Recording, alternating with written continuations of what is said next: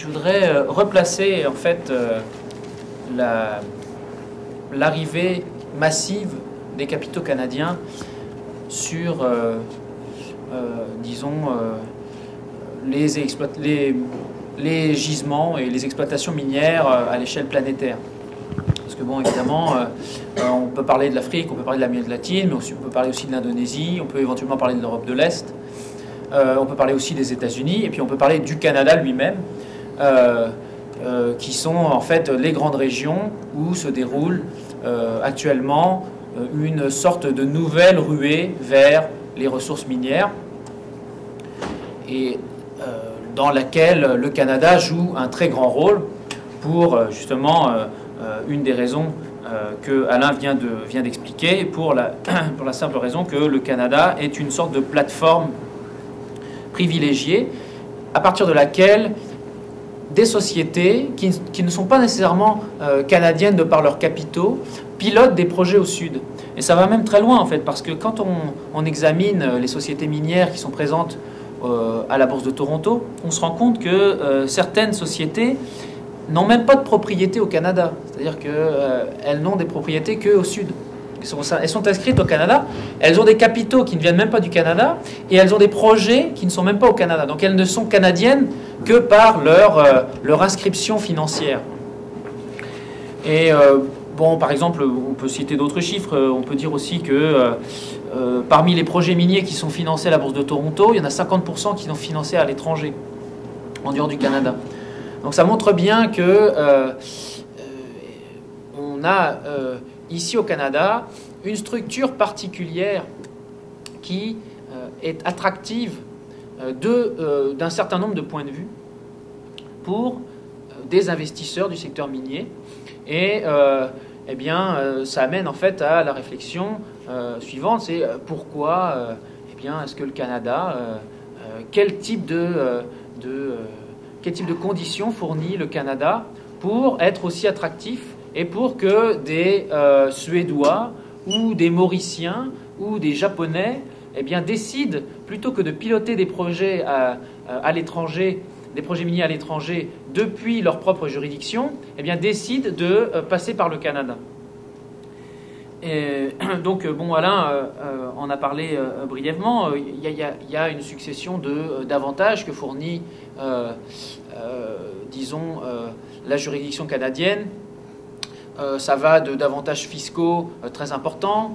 Ça passe aussi par des règles qui sont pratiquées à la Bourse de Toronto, qui sont très avantageuses du point de vue des obligations à transmettre un certain type d'informations. Donc, par exemple, dans la réglementation de la Bourse de Toronto, on oblige les entreprises à divulguer les informations qui ne seraient que dans l'intérêt des actionnaires. Donc, par exemple, si on parle d'enrôlement d'enfants soldats ou de contrats léonins avec des chefs de guerre, ce ne sont pas des informations qui sont de l'intérêt des actionnaires. On peut les considérer comme n'étant pas de l'intérêt des actionnaires. Donc, ce qui évidemment est de l'intérêt des actionnaires, eh bien, c'est le rendement du titre de l'action que l'actionnaire a acheté. Alors, bon, il y a aussi, parmi les avantages que fournit la juridiction canadienne, on pourrait parler de l'appui aux sociétés à l'étranger via les ambassades, via les réseaux diplomatiques, c'est-à-dire les hauts commissariats, les délégations commerciales. Toutes ces structures qui sont présentes dans les pays au sud. Bon, je parle du Sud avec un grand S, là. On peut discuter de la pertinence de cette catégorie, mais on sait à peu près tous à quoi ça se réfère.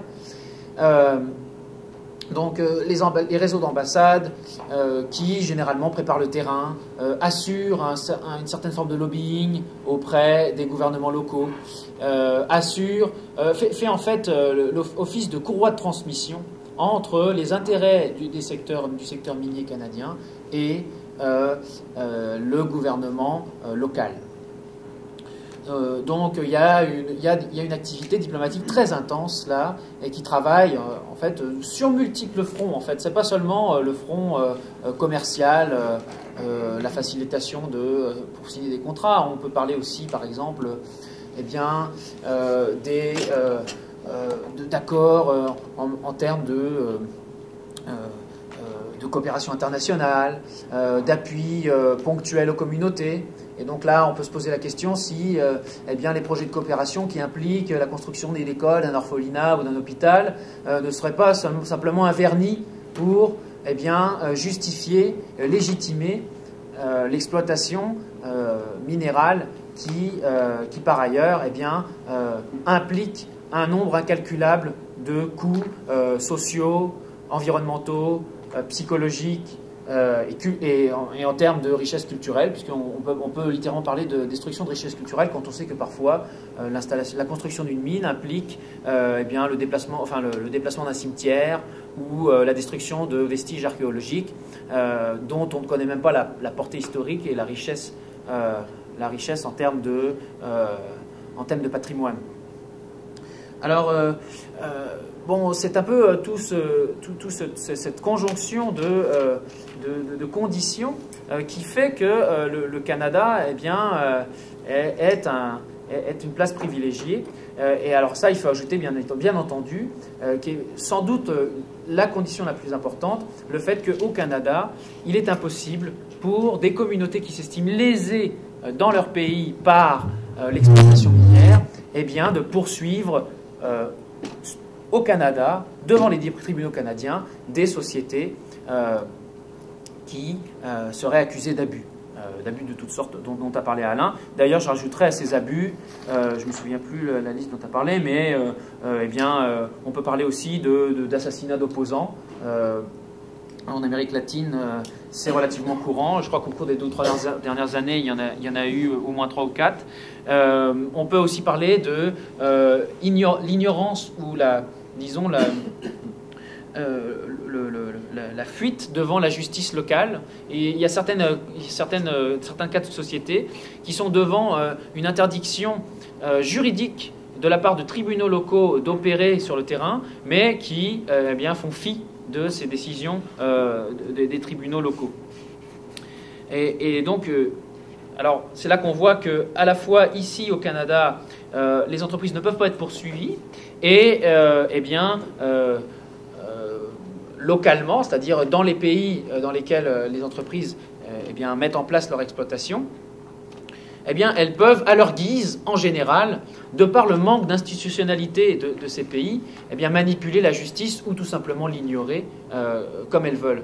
Donc, il y a une impunité totale, et c'est cette impunité qui permet que les abus en question se répètent à l'échelle entière de la planète. C'est-à-dire que les différents types d'exactions dont a parlé Alain, elles se répètent et elles sont dénoncées par des entités complètement indépendantes, ce qui montre aussi qu'on est face à un système et qu'on n'est pas face à quelques blogueurs ou quelques je ne sais quelle entité politique paranoïaque qui comploterait contre les intérêts canadiens, comme aiment à le présenter parfois les sociétés minières canadiennes qui prétendent que c'est un complot, ou que s'il y a un problème quelque part, c'est qu'il y a une pomme pourrie, mais que le reste du système est sain. Non, c'est un système qui, en lui-même, implique la production d'un certain nombre de ce qu'on appelle les externalités. C'est-à-dire que le fait que à la bourse, une action puisse augmenter,